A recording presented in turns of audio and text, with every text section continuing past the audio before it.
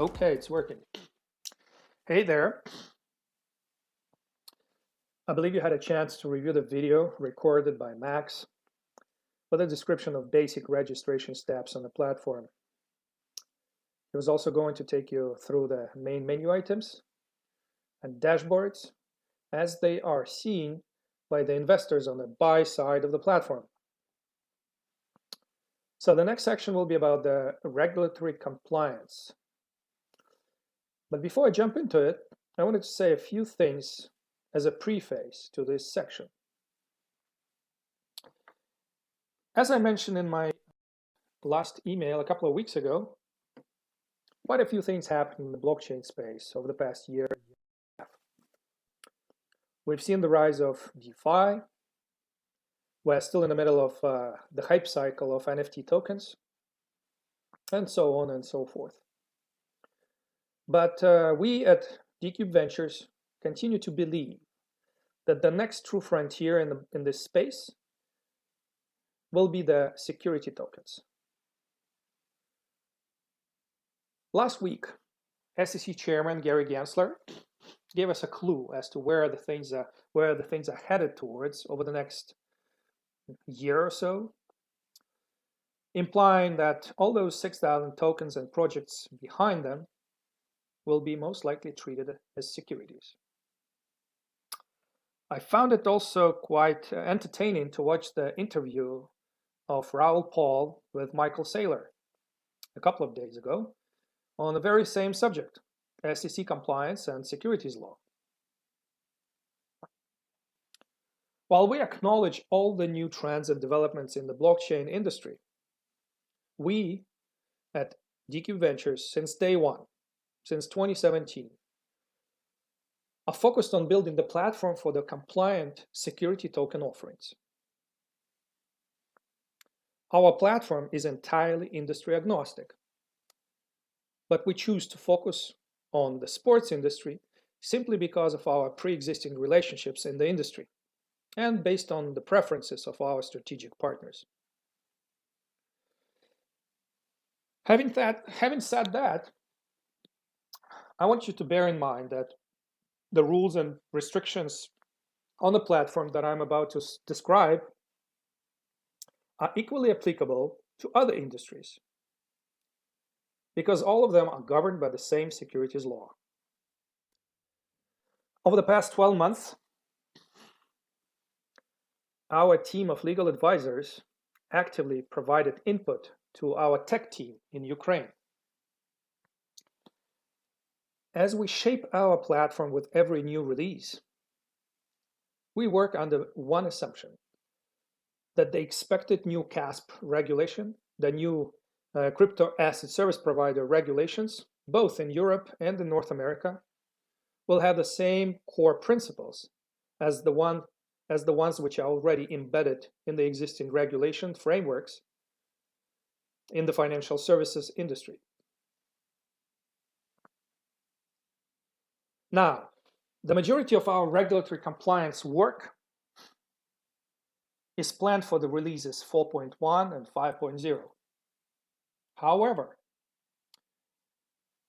you will notice that within the current release 3.1, that I'm about to demonstrate to you, we already have implementations which are based on input from our banking, compliance, and legal advisors. When we talk about regulatory compliance on SDCubed platform, we basically mean three types of rules and restrictions. Number one, crime prevention, anti-money laundering procedures, combating financing of terrorism. These are the same requirements which we are obligated to meet under the conditions of our first crypto license issued by the regulator last year. Number two, securities law restrictions, which protect the investors.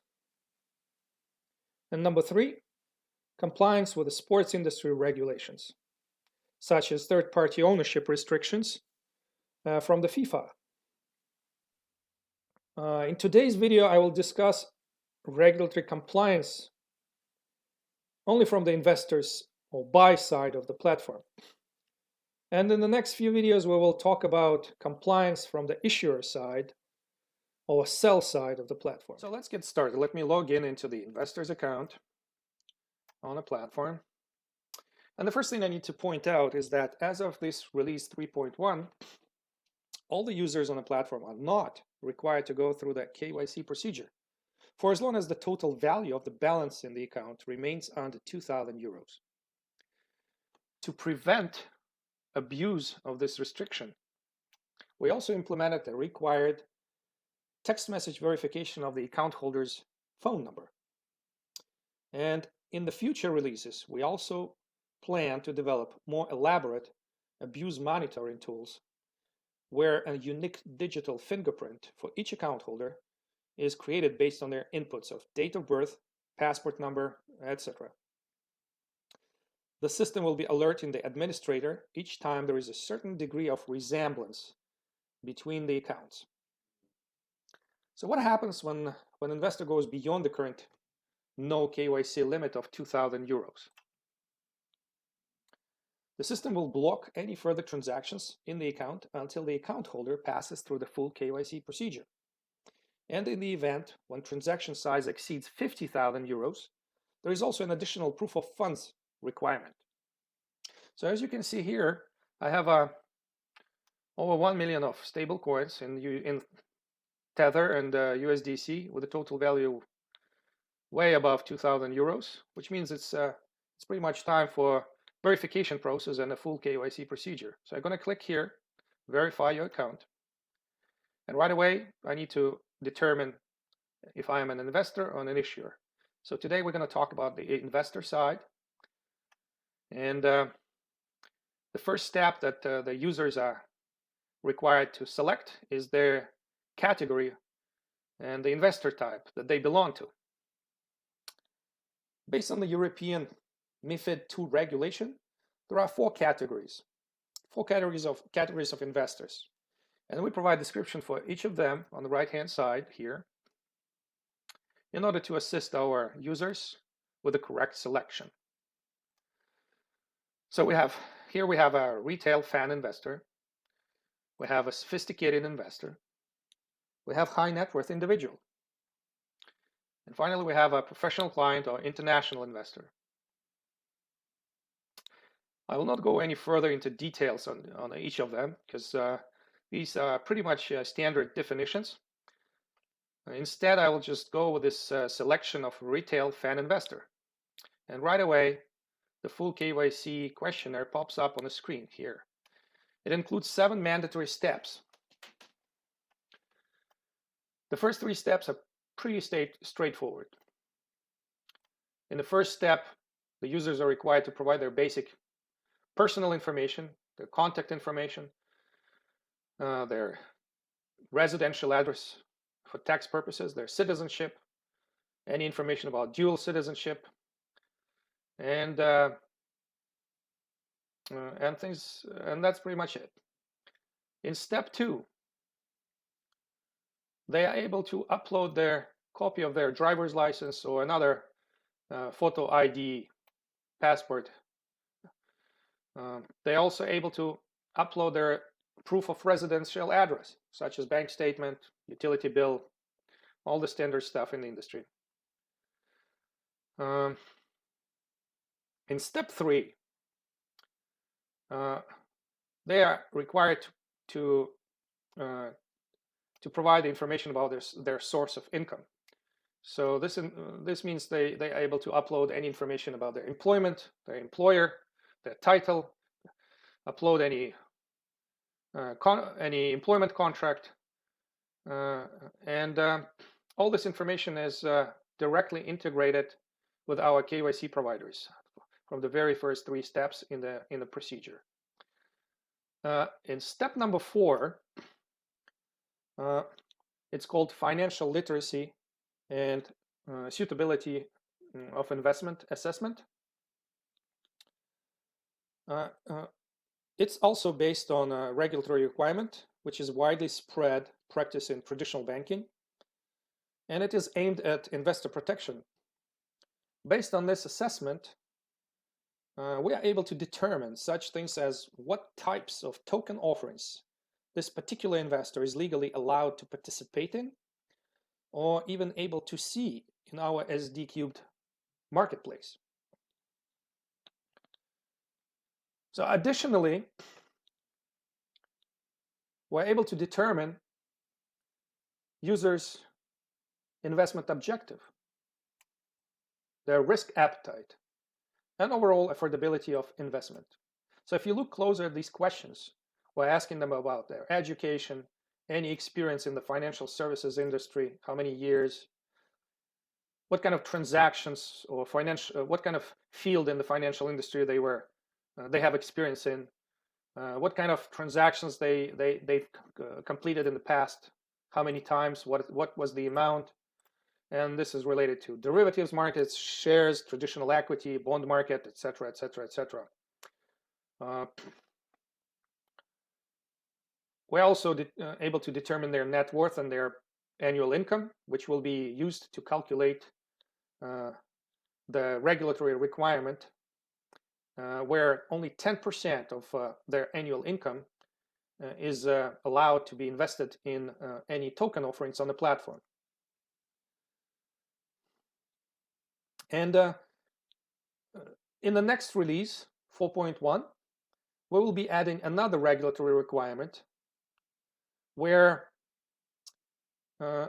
crowd investors, retail investors, they will have 48 hours to revoke their investment decision after they are made their explicit commitment on the platform. Of course, this is applicable only to initial token offerings and not so much in the secondary market. But this is something that is coming in the release 4.1. Okay, moving on to step number 5. Here we have two questions, very important ones.